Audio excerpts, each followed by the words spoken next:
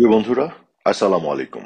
গণমাধ্যমে একটি হেডলাইন চোখে পড়লো, যেখানে বর্তমান অবৈধ ইউনূস সরকারের একজন উপদেষ্টা ফরিদা আক্তার, উনি কোন একটি অনুষ্ঠানে বলেছেন যে, শঙ্কা প্রকাশ করেছেন মূলত যে বাংলাদেশের কৃষি খাতকে দখলে নিতে চায় যুক্তরাষ্ট্র। এটা বাংলা ট্রিবিউনে হেডলাইন করেছে। তো আমি এটা দেখে হাসলাম। হাসলাম এই কারণে যে বাংলাদেশের কৃষি খাতকে কেন, পুরো দেশটাকে তো দখলে নিয়ে নিয়েছে। এবং এই বিষয়টি কিন্তু বঙ্গবন্ধু কন্যা জননেত্রী শেখ হাসিনা বারেবার বলছিল। আসলে আমরা একটু ইতিহাসের দিকে যদি যাই, আমরা দেখব যে পৃথিবীতে বিভিন্ন দেশে যখনই জাতীয়তাবাদী নেতারা সে তার দেশ এবং জনগণের বর্তমান এবং ভবিষ্যৎ রক্ষার্থে স্বাধীন সার্বভৌমভাবে বিভিন্ন পলিসি বা নীতি গ্রহণ করত এবং জিও পলিটিক্যাল জায়গা থেকে যখন তার সভরেন ফরেন পলিসি নিত, তখনই কিন্তু এই সাম্রাজ্যবাদীদের খেলাধুলার একটি চারণভূমিতে পরিণত হতো সেই দেশগুলো। এবং সেক্ষেত্রে সেই জাতীয়তাবাদী নেতাদের বিপক্ষে এই সাম্রাজ্যবাদীরা বিভিন্নভাবে, তাদের তো অনেকগুলি টুল আছে, অনেক আর্ম আছে, সেগুলোকে ব্যবহার করে তাদেরকে যেভাবে পারা যায় অজনপ্রিয় বানিয়ে তারপরে দিন শেষে তাদের অনেককে হত্যাও করতো। আপনাদের মনে আছে কঙ্গোর জাতীয়তাবাদী নেতা প্যাট্রিস লুবুম্বার কথা, যিনি একজন জাতীয়তাবাদী নেতা কঙ্গোর ছিলেন, এবং দিন শেষে কিভাবে সেই নেতাকে আসলে রিমুভ করা হলো, সরিয়ে দেওয়া হলো। আপনারা একটু নিজেরাই গুগল করে ঘেটে পড়ে নেবেন, আমি এখানে এত বিস্তারিত বলতে চাই না। বা ধরেন চিলির সালভাদর আলেন্দে, তার ক্ষেত্রে কি আচরণ করেছিল সাম্রাজ্যবাদীরা, আপনারা একটু পড়াশোনা করলে বুঝতে পারবেন। এবং বঙ্গবন্ধুর ক্ষেত্রেও কিন্তু তাই। বঙ্গবন্ধু যে বাংলাদেশের স্বাধীনতা সংগ্রামের জন্য সারাটা জীবন দিয়ে গেছেন, এদেশের মানুষের মুক্তি এবং ভাগ্য উন্নয়নের জন্য, দেশকে স্বাধীন করার জন্য উনি যে লড়াই সংগ্রাম করেছেন সেটি কিন্তু পছন্দ হয়নি সাম্রাজ্যবাদের, এবং তারা কিন্তু পাকিস্তানের পক্ষে সপ্তম নৌবহর পাঠাতে চেয়েছিল। এবং আপনারা জানেন যে তারা মোটেও এটা পছন্দ করেনি বাংলাদেশ স্বাধীন হয়ে যাওয়াটা, এবং যে কারণে বঙ্গবন্ধু স্বাধীনতার পর থেকেই যখন এই রাষ্ট্র গঠনে মনোযোগ দিলেন, বঙ্গবন্ধুকে বিভিন্নভাবে জ্বালাতন করা হয়েছে। এবং তাদের টাকা আছে, পয়সা আছে, তাদের বিভিন্ন ধরনের আর্মস আছে, এবং তাদের বিভিন্ন এজেন্টরা এই বাংলাদেশের মতন দেশগুলোতে অপারেট করে, সেটা চিলিতে বলেন, কঙ্গোতে বলেন, বা অন্যান্য দেশে। ধরেন তারা কি করে, ধরেন পূর্ববর্তী সময় তো যেমন ইস্ট ইন্ডিয়া কোম্পানি করেছিল পুরো ভারতবর্ষে, এবং ইস্ট ইন্ডিয়া কোম্পানির মাধ্যমে আস্তে আস্তে একেবারে দখল করে নিয়েছিল পুরো Indian subcontinent, Bangladesh, Pakistan, India সহ, ইভেন শ্রীলঙ্কা, বিভিন্ন অংশগুলো।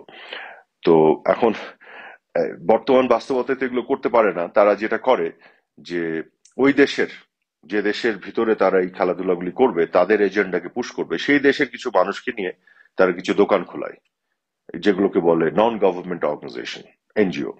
এই দেখুন দোকানগুলি খোলায় তাদেরকে নিয়ে, এবং তার আগে দেখবেন যাদেরকে নিয়ে দোকানগুলো খোলায় এই লোকগুলো কিন্তু তাদের দেশে বিভিন্ন জায়গায় পড়াশোনা করেছে, তারা তাদেরকে বিভিন্নভাবে অ্যাওয়ার্ড দিয়েছে, স্বীকৃতি দিয়েছে, এবং ওই ফান্ডগুলি তারা সেখানে পাঠায়। এবং এই লোকগুলোকে দেখবেন তাদেরকে দিয়ে গণতন্ত্রের কথা বলবে, তাদেরকে দিয়ে দেখবেন যে হিউম্যান রাইটস এর কথা বলবে, রুল অফ লর কথা বলবে। এবং বাংলাদেশের মতন দেশগুলোতে জাতীয়তাবাদী নেতৃত্ব এবং রাজনৈতিক দল যারা আসলে গণতন্ত্রের জন্য লড়াই সংগ্রাম করেছে, দেশের স্বাধীনতা সার্বভৌমত্বের জন্য লড়াই সংগ্রাম করেছে, তো তারা কিন্তু আসলে কম্প্রোমাইজ করতে চায় না সাম্রাজ্যবাদের বিভিন্ন এজেন্ডার সাথে।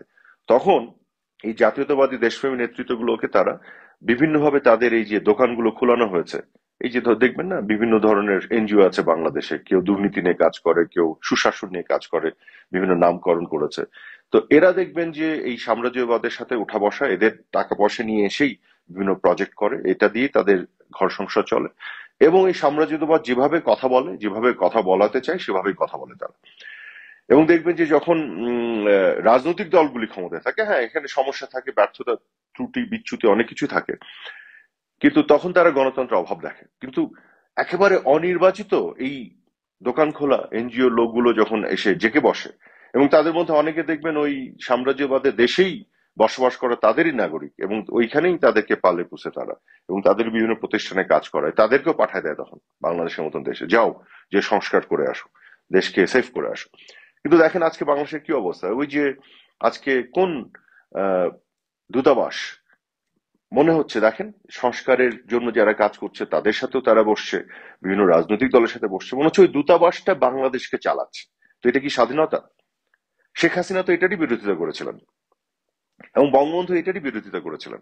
কারণ দেশকে স্বাধীন যারা করে তারা কিন্তু কারো কাছে মাথা নত করে না। এবং দেখবেন যে স্বাধীন চেতা দেশপ্রেমী যে নেতৃত্ব এবং রাজনৈতিক দল, আহ, তাদেরকে বিভিন্নভাবে কলঙ্কিত করার জন্য মিথ্যাচার অপপ্রচার আশ্রয় নেওয়া হয়। বঙ্গবন্ধুর সময় 72 থেকে 75 সালে বিভিন্ন ধরনের অপপ্রচার মিথ্যাচার করা হয়েছিল, এবং সেগুলি করার জন্য কিন্তু তারা অনেক টাকা ঢালে এবং তারা অনেকগুলো মিডিয়া তৈরি করে। এখন তো সোশ্যাল মিডিয়া চলে এসেছে, এখানে বিভিন্ন লোকজনকে পিছন দিক থেকে পাম্প করে, মানি পাম্প করে, টাকা পয়সা দেয়, যেগুলো তারা করে। মিথ্যাচার করতে থাকে, কিছু সাধারণ মানুষ বোঝে না। এখানে ধর্মকে ব্যবহার করে, এখানে অন্যান্য জিও পলিটিক্যাল বিভিন্ন জিনিস ব্যবহার করে। যেমন ধরেন যে বঙ্গবন্ধু বাংলাদেশের স্বাধীনতার জন্য লড়াই সংগ্রাম করেছেন এবং সেখানে ওনাকে সাম্রাজ্যবাদের বিপক্ষে দাঁড়াতে হয়েছে জিও পলিটিক্যাল জায়গা থেকে। সেই বঙ্গবন্ধুকে তো অন্যান্য কোনো না কোনো দেশের সহযোগিতা নিতেই হয়েছে। উনি পার্শ্ববর্তী দেশ ভারতের সহযোগিতা নিয়েছিলেন, উনি সোভিয়েত ইউনিয়ন, তখন তৎকালীন সময় সোভিয়েত ইউনিয়ন ছিল, তাদের সহযোগিতা নিয়েছিলেন। ইভেন যুক্তরাজ্য বা ইউকে ইউকে গভর্নমেন্টও কিন্তু আমাদের সহযোগিতা করেছিল, এবং মার্কিন যুক্তরাষ্ট্রের সাধারণ জনগণও আমাদের পক্ষে ছিল। তো এগুলো কিন্তু জিও পলিটিক্যাল ইকুয়েশনে কোনো না কোনো পক্ষ বিপক্ষে যদি থাকে আমার স্বাধীনতা সার্বভৌমত্বে, তখন অন্য জায়গা থেকে আমার কোনো না কোনো সহযোগিতা নিতে হয়। ঠিক একইভাবে শেখ হাসিনাও কিন্তু দেখেন মার্কিন সাম্রাজ্যবাদ কি চেয়েছিল, বাংলাদেশে সেন্ট মার্টিন নিয়ে যাবে, এদেশে যতগুলো গ্যাস এবং তেলের ব্লক আছে নিয়ে যাবে, তারা এখানে এই যে আজকে ফরিদ আক্তার সংখ্যা প্রকাশ করছে কৃষি খাত, সকল খাতকে তারা দখল করবে। তো শেখ হাসিনা এখানেই তো বাধা হয়ে দাঁড়িয়েছিল। তো উনি যখন বাধা হয়ে দাঁড়াবেন তখন উনার কোথাও না কোথাও কোনো সমর্থন লাগবে তো অন্যান্য কোনো না কোনো দেশের কাছ থেকে। তো যেহেতু মুক্তিযুদ্ধের মাধ্যমে দেশের জন্ম, আমরা স্বাধীন হয়েছে, এবং আহ মুক্তিযুদ্ধ নেতৃত্ব দানকারী দল আওয়ামী লীগ, এবং সেখানে আমাদের বন্ধু ছিল পার্শ্ববর্তী দেশ ভারত এবং সেই সময়ের সোভিয়েত ইউনিয়ন বা পরবর্তীতে রাশিয়া। তো মাননীয় প্রধানমন্ত্রী বঙ্গবন্ধু কন্যা কিন্তু এই দেশগুলোকেই তার পাশে রাখতে চেয়েছিলেন এই লড়াইয়ে সাম্রাজ্যবাদের বিপক্ষে। কারণ আপনি খেয়াল করে দেখবেন রাশিয়ার সাথে বা পার্শ্ববর্তী দেশ ভারতের সাথে বঙ্গবন্ধু কন্যার যে ডিলিংস গুলি ছিল সেটা কিন্তু ইকুয়াল ফুটিং এর উপরে ছিল, সেটা কিন্তু সমতার ভিত্তিতে ছিল। যে কারণে ভারত আমাদের পার্শ্ববর্তী দেশ, এত বড় একটা দেশ, সেখানে আমাদের যতগুলো চুক্তি হয়েছে এই মার্কিন সাম্রাজ্যবাদ এবং তাদের অপপ্রচারকারী দালালরা কিন্তু মিথ্যাচার করেছে, যেগুলা গোলামী চুক্তি, নতজানু চুক্তি। কিন্তু গত এক বছরে এই 100টার মতন চুক্তি একটা চুক্তিও দেখাতে পারলো না যেটা শেখ হাসিনা করেছেন, যেটা বাংলাদেশের বিপক্ষে গেছে, দেখাতে পারেনি। কারণ শেখ হাসিনা কি চুক্তি করেছেন? ভারত থেকে 1100 মেগাওয়াট বিদ্যুৎ এনেছেন। এই বিদ্যুৎ কারা ব্যবহার করেছে? দেশের মানুষ ব্যবহার করেছে। কিন্তু যারা এই যে অপপ্রচার বিভ্রান্ত হয়, তারা কিন্তু তথ্যগুলো ঘেটে দেখে না। সমস্যা হচ্ছে এটা। তথ্য ঘেটে দেখলে দেখতো যে 1100 মেগাওয়াট বিদ্যুৎ এনেছেন, শুধু না, এই বিদ্যুৎ বাংলাদেশে তৈরি করলে যে খরচ হতো তার চেয়ে কম দামে নিয়ে এসেছেন। আমি আদানির কথা বলছি না, আদানির বাইরে। এটাই যে মত আমিন সাহেব কিছুদিন আগে কথা বললেন, ভারতের কাছ থেকে আমরা যে এক্সচেঞ্জের মাধ্যমে বিদ্যুৎ আনছি 1160 মেগাওয়াট, এটা কিন্তু বাংলাদেশের জন্য খুবই লাভজনক হয়েছে। ইভেন আদানিকে নিয়ে যে এত মিথ্যাচার করা হয়েছে, যে ভারতের ভিতরে ভারতের ভূমি ব্যবহার করে, ভারতের ইনভেস্টমেন্ট ব্যবহার করে, তার ওখানে কয়লা পুড়িয়ে কয়লার ধোঁয়া নিঃসরণ করে একবারে ফ্রেশ বিদ্যুৎটা বাংলাদেশে এনে দেশের মানুষ ব্যবহার করছে। এই বিদ্যুৎ তো শেখ হাসিনা ব্যবহার করেন, এদেশের মানুষ ব্যবহার করেছে। তো এটা তো বাংলাদেশের বিপক্ষে না, কিন্তু বিভিন্ন ভাবে মিথ্যাচার করে এটাকে এমন ভাবে প্রেজেন্ট করা হয়েছে যেটা বিপক্ষে। যে আজকে ইউনূস সরকারের অ্যাডমিনিস্ট্রেশনের অধীনে যে বিদ্যুৎ মন্ত্রণালয়, তারাই তো একটা কমিশন গঠন করে তদন্ত করে বললো যে আদানির সাথে চুক্তির মধ্যে কোনো ঝামেলা কিছু পাওয়া যায়নি।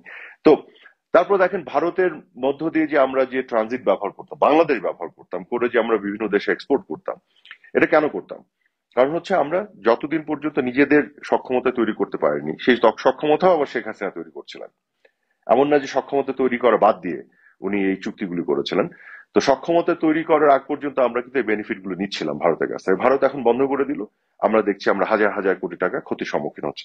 কাজে ভারত যখনই যে বিষয়টা, যে চুক্তিগুলি বাতিল ভারত করছে, দেখা যাচ্ছে বাংলাদেশ ক্ষতি হয়ে যাচ্ছে, ক্ষতিগ্রস্ত হচ্ছে। আর বাংলাদেশ সরকার এতদিন ধরে এরা এসব ভারত বিরোধীরা বলে আসলো, শেখ হাসিনাকে বিভিন্নভাবে প্রচার করলো যে নতজানু চুক্তি, কিন্তু একটা চুক্তিও কিন্তু বাতিল করলো না। আচ্ছা বাতিল করলো না, একটু মানুষের সামনে দেখাও না এই চুক্তিটা নতজানু, এই ক্ষতি, সেটা তো করছে না কেন? বরং ভারত বাতিল করলে আমাদের ক্ষতি হয়ে যাচ্ছে। তো এই যে বিষয়গুলা, যে শেখ হাসিনা একটা তার বন্ধুত্বের বলয় তৈরি করেছিলেন ভারত এবং রাশিয়া বা এদেরকে নিয়ে, কেন সাম্রাজ্যবাদদের পুরো দখল করে খেয়ে ফেলতে চায় বাংলাদেশকে, যেটা বিপক্ষে শেখ হাসিনার বাবা বাংলাদেশের জাতির জনক বঙ্গবন্ধু শেখ মুজিবুর রহমান লড়াই করেছেন, এবং লড়াই করতে যে আপোষ না করার জন্য আত্মাহুতি দিয়েছেন সপরিবারে, এবং শেখ হাসিনাকেও কিন্তু সেই লড়াইটা করতে হয়েছে। এবং এই যারা যে দল যে নেতৃত্ব দেশ স্বাধীন করে, মাথায় রাখবেন, তারা কখনো স্বাধীনতা সার্বভৌমত্বের প্রশ্নে কোন শক্তির কাছে আপোষ করে না। তারা বারেবার আহ, হত্যাকাণ্ডের শিকার হয়। শেখ হাসিনা হত্যাকাণ্ডের শিকার হয়ে যেতে পারতেন, কিন্তু তারা অপমানিত হয়, অপদস্থ হয়, অজনপ্রিয় হয়, কিন্তু আপোষ করে না। শেখ হাসিনা সেটা করেন না। শেখ হাসিনা কিন্তু মৃত্যু হয়ে যেতে পারতো। এমন ভাবে তারা এবার ম্যাটিকুলাসলি ডিজাইন করে তাদের সব এজেন্টকে দিয়ে প্ল্যানটা করলো যে দেশের মানুষকে খেপিয়ে তুললো। আপনারা একটু হিস্ট্রিগুলি দেখেন। যখন সালভাদর আলান্দেকে হত্যা করা হলো, যে এত বিশাল একটা জাতীয়তাবাদী নেতা এবং সমাজতন্ত্রী নেতা, দেশের জন্য, তার দেশের জনগণের জন্য বিশালভাবে তার যে অবদান ছিল, কি করা হলো? তাকে কিন্তু অজনপ্রিয় করা হয়েছে। তার আগে মানুষ তো বোঝে না, মানুষকে তো বিভ্রান্ত করা হয়। আজকে দেখেন, এত বড় বড় লেকচার যারা দিত পরিবেশ নিয়ে, তারা আজকে এসব যারা নন গভর্নমেন্ট, এইসব বিদেশি এজেন্টরা আজকে এখন ক্ষমতা দখল করেছে সাম্রাজ্যবাদের সহায়তায়। দিয়ে আজকে পাথর গায়েব হয়ে যাচ্ছে। এত বড় বড় লেকচার, এখন কাজ করতে দিলে পাথর থাকে না। এই তো হচ্ছে এদের ক্যারেক্টার। এরা তো এক একটা এজেন্ট, দোকান খুলে বিভিন্ন এনজিও এবং সাম্রাজ্যবাদের পোষ্য এরা, এদের টাকা খায় এবং সাম্রাজ্যবাদ এদেরকে দিয়ে একটা বাংলাদেশের মতো রাষ্ট্রগুলোকে দখল করে। এবং এরা কিন্তু ওদেরই যে একবার লিটারালি পা চাটে কিন্তু। কারণ এরা যদি আসলে দেশের মঙ্গল করতে চাইতো, তাহলে এরা একটা কি বলবো আপনার, একটা ডিউ প্রসেস অফ পলিটিক্স যেটাকে বলে, রাজনীতির যে আপনার ডেমোক্রেটিক এবং গণতান্ত্রিক যে প্রক্রিয়া, সে প্রক্রিয়ার মধ্যে এসে আসতো। তারা জনগণের কাছে যেত, নির্বাচনে অংশগ্রহণ করত, জনগণের মাধ্যমে নির্বাচিত হয়ে তারপর রাষ্ট্র ক্ষমতায় যেত, ডেমোক্রেটিক প্রসেসে দেশের উন্নয়ন করতে কোনো অসুবিধা ছিল না। কিন্তু এটা কি করে? দোকান খোলে, সাম্রাজ্যবাদের টাকা খায়, সাম্রাজ্যবাদের এজেন্ডাকে পুশ করে, করে তারা ক্ষমতা দখল করে। রাজনৈতিক এই গণতান্ত্রিক ভাবে আসে না, দখল করে আবার বলে যে জনগণের প্রতিনিধি যারা এতদিন প্রতিনিধিত্ব করেছে, এরা নাকি দেশ ধ্বংস করে দিয়েছে। আর দেশের সংস্কার এরাই করবে, এই দালাল গুলা করবে, সাম্রাজ্যবাদের দালাল। তো বাংলাদেশের মানুষকে কিন্তু বুঝতে হবে যে কোন জায়গাতে আমরা ভুল করছি। আমাদের কিন্তু বিভ্রান্ত করে ফেলে এরা। যুগ যুগ ধরে আমাদের মতন ছোট দেশগুলো মাথা তুলে দাঁড়াতে চাইলেই এই অবস্থা করেছে। শেখ হাসিনা কতবার মাথা তুলে দাঁড়িয়েছে দেখেন। শেখ হাসিনা যুদ্ধাপরাধের বিচার করেছে, সাম্রাজ্যবাদ ফোন করে এটা মানা করেছে, শেখ হাসিনা শোনেনি। শেখ হাসিনা পদ্মা সেতু বানাতে চেয়েছে, তার বিরুদ্ধে কালিমা লেপন করা হয়েছে দুর্নীতির, মিথ্যাচার। পরে কিন্তু কানাডার কোর্টে যে পাওয়া গেছে, এগুলো সবই মিথ্যাচার ছিল। শেখ হাসিনা তাদেরকে বৃদ্ধাঙ্গুলি দেখে নিজের দেশের অর্থে ব্যয় করে এই পদ্মা সেতু বানিয়ে ফেলেছে। আবার শেখ হাসিনা মাথা তুলে দাঁড়িয়েছে। এটা কিন্তু তাদের পছন্দ হয়নি কখনো। এখন বাংলাদেশ কি হচ্ছে দেখেন। শেখ হাসিনা তাদেরকে যে পাত্তা দেয় নাই, স্বাধীন সার্বভৌম ফরেন পলিসি নিয়েছেন, পার্শ্ববর্তী ভারতের সাথে উনি একটা সুসম্পর্কের মাধ্যমে বিভিন্ন ধরনের মিউচুয়াল বেনিফিটের জন্য চুক্তিগুলি করেছেন। এদিকে চায়না থেকে উনি সাবমেরিন এনেছেন, রাশিয়া থেকে উনি টেকনোলজি বা প্রযুক্তি সহযোগিতা নিয়ে বাংলাদেশে উনি যে পারমাণবিক যে বিদ্যুৎ কেন্দ্র বানিয়েছেন। তো এগুলো সবকিছু উনি কিন্তু একটা ব্যালেন্স করে দেশের মানুষের জন্য করছিলেন, দেশের জন্য করছিলেন, এবং একটা সভরেন ইন্ডিপেন্ডেন্ট মানে স্বাধীন একটা ফরেন পলিসি নিয়ে এগুচ্ছিলেন। এটা কিন্তু সাম্রাজ্যবাদের পছন্দ হয় না। তখন তারা কি করে? তাদের নিয়োগ করা দালালদের এই বাংলাদেশে বিভিন্ন ধরনের কেওয়াস ক্রিয়েট করে, মানুষকে বিভ্রান্ত করে, মানুষের মধ্যে বিষ ঢুকিয়ে দেয় এবং দেশপ্রেমী নেতৃত্বকে অজনপ্রিয় করার জন্য যত ধরনের ষড়যন্ত্র করা লাগে সেগুলো করে এই যে বিভিন্ন দেশে করেছে না, এই যে কালার রেভলিউশন, যেগুলোকে বিপ্লব বলে, করে দেশগুলোর কি হয়েছে বলে একটু খেয়াল করে দেখেন তো। আমাদের মতন দেশগুলোতে অবশ্যই ডেমোক্রেসির কিছু ঘাটতি আছে, থাকবে। আমাদের মানবাধিকার, রুল অফ ল বা জুডিশিয়ারি, এগুলো আমাদের নিজেদের মধ্যেই ঠিকঠাক করতে হবে, আমাদের ইমপ্রুভ করতে হবে। তো তার মানে কি সাম্রাজ্যবাদের দালালরা এসে আজকে এদেশ ঠিক করে দিবে? আজকে ওই যে যে দূতাবাসটা সাম্রাজ্যবাদের, যেখানে একটা কেন্দ্রবিন্দু হয়ে গেছে, হ্যাঁ, বাংলাদেশ যে স্বাধীন করলো, তারা আজকে হয় জেলে, নইলে দেশের বাইরে, অথবা আন্ডারগ্রাউন্ডে। চিন্তা করেন।